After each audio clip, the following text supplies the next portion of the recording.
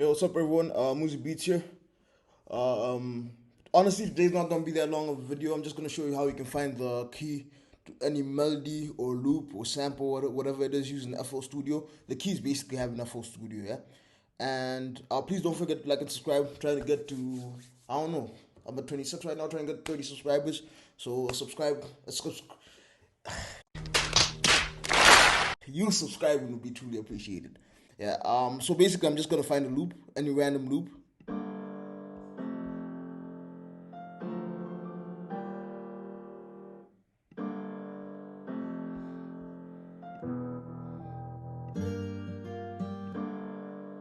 Okay, so we're gonna use this loop right here.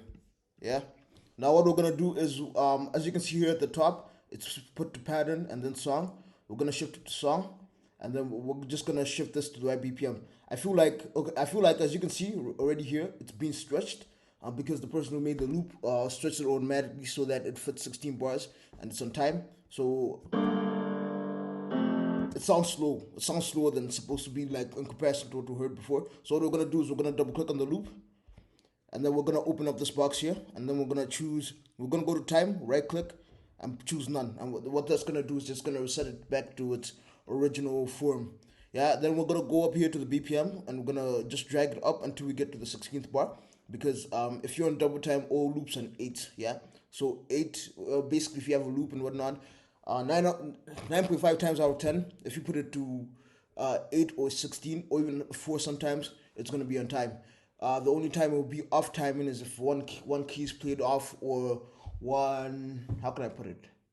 A chord's played off time, or that the chords are played off time and whatnot, and then you don't have the proper BPM, and it will just mess up the timing. So 164 is the timing of this loop right here. And so basically, what I'm gonna do is, from the waves, I can see that it's the same throughout. Yeah. So I'm gonna go to the eighth bar, right click, and then just drag it onto the drag it from the first bar to the first bar, and then I'm just gonna play the loop for you guys one more time.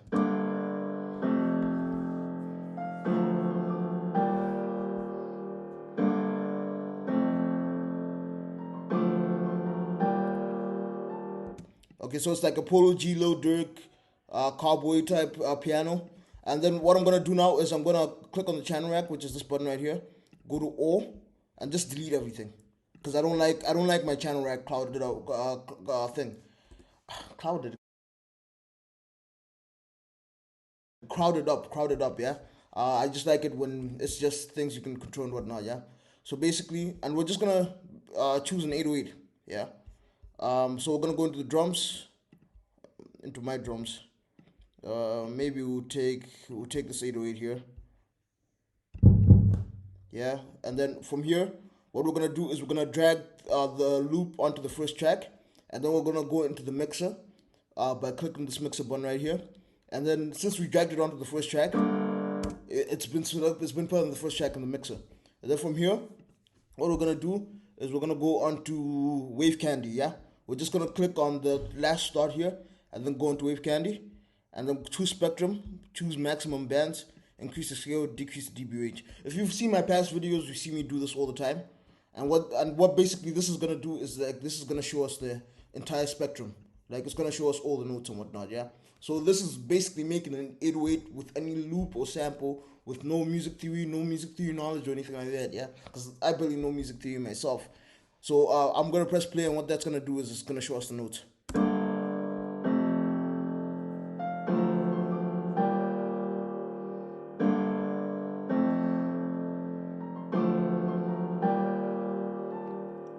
Okay, so as we can see here, it's showing us the notes and whatnot that are being played.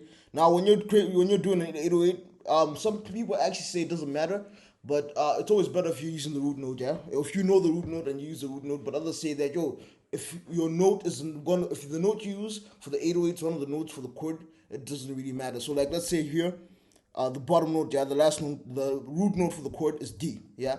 But then if you go to A sharp, it's still gonna sound good regardless, yeah.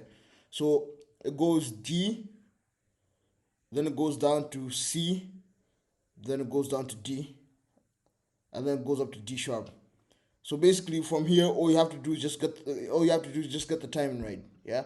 So we're gonna go into the channel rack. We're gonna choose the 808, and then we're gonna go press this piano roll button, and what that's gonna do is it's gonna take us to the piano roll.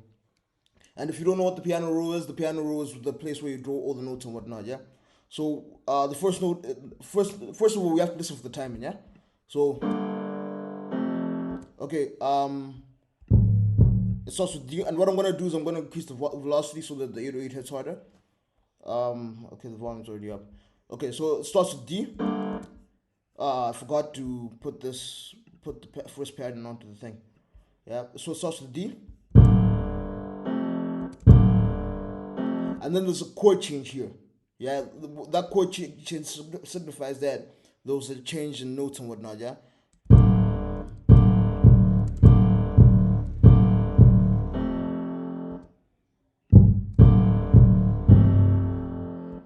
And then from here, we're just gonna figure out where the next chord change is.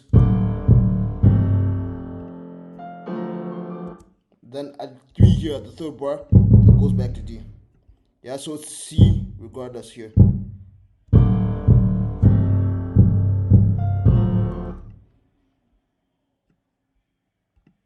And then from here, we just have to figure out where the next chord changes after D, because there's one more note that is played, which is D sharp. And I personally schemed that it will probably be at the same place with here after. It'll probably be here, but that's just my guess. Yeah, I was right. So it goes up from D, it goes to D from D, and then it goes up to D sharp right over here. Yeah. So what we're gonna do is basically, since we have our notes now, Wave Candy's taking up too much screen real estate. Yeah. I don't think that's even a way. That I don't think. Yeah, I don't even think that's a musical term. So what I've done is I've just deleted it. Yeah. So and then from here, it goes up to D sharp here. And then. So what I'm gonna do is I'm just gonna put the last note here after the fourth bar. Press Command L to make everything longer, and just press Command B because I know that the root notes. After listening to the melody, yeah, I know the root notes are being played over and over again, regardless. Yeah. So let's hear what this sounds like. Okay, so I'm just gonna bring this back.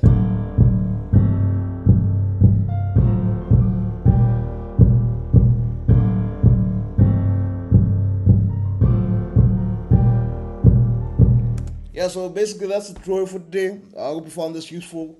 I don't want to get into I don't want to get into making a beat today because I felt like that will probably take too much time.